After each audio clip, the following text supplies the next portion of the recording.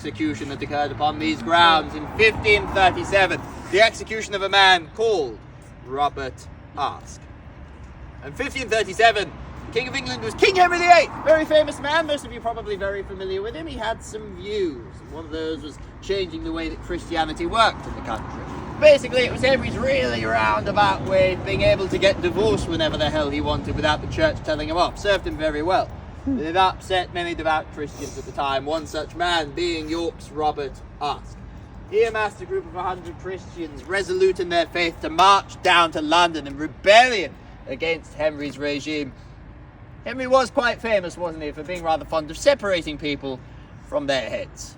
He had something else in store for Robert Aske. The axeman's block. It was too run-of-the-mill. He needed something spicy, something to really make a point, to hammer the point home.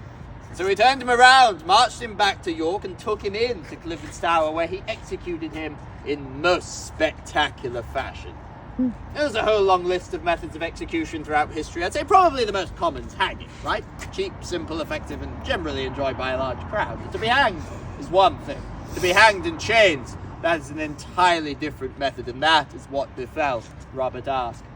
He was stripped down to his undergarments, made to stand with his arms and legs tight by his side, and from there he was bound from head to foot in heavy iron chains, so constricting he could barely breathe against their weight.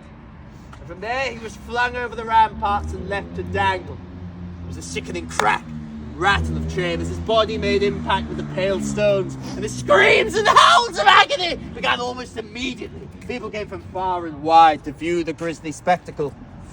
After several days, his screams became nothing more than a hoarse whisper.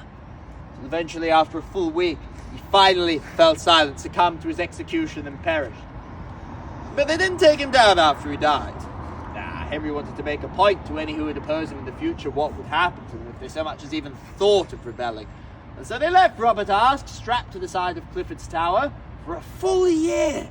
Left him to rot away as the seasons passed around him, till nothing more than a few dry bones were all that remained, and that was the end of Robert Aske. Or so we thought.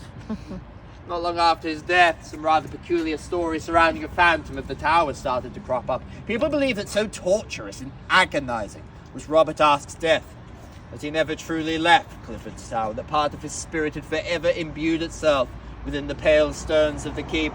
People had claimed to see a dark hooded figure resembling Robert patrolling the grounds after the sun had set. Mothers would warn their children not to climb the hill for fear that, quote, the phantom of the tower shall swoop down from upon high and suck thine eyes from thy skull.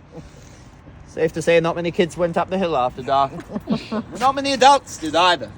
Palpable evidence started to crop up, a reason to fear that Robert Aske might be more than just a ghost story.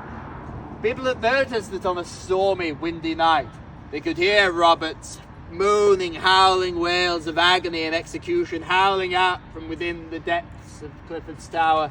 People stayed well away when they heard him, lest they invoke his wrath. It was an unsolved mystery for many years.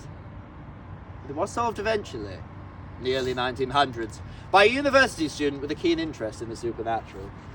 He was enjoying a pint with some friends down the road one evening when all of a sudden, as they sat drinking away, the shutters began to batter against the windows. The winds picked up, the rain lashed down, thunder cracked, a storm rumbled through York, and sure enough, several minutes later, carried on the wind, he heard the howling echoing out of Clifford's Tower. He knew immediately what the sound was. He had read the stories. With his pint glass gripped firmly stood in his hand, he stood bolt upright from his table, and he turned and left the pub, ran into the streaming rain to the base of the hill. As his friends rushed after him, they shouted up mockingly, "Are you mad, you fool? Isn't that Robert Aske going to suck your eyes out?" "Mock me all you like, friends," he shouted back.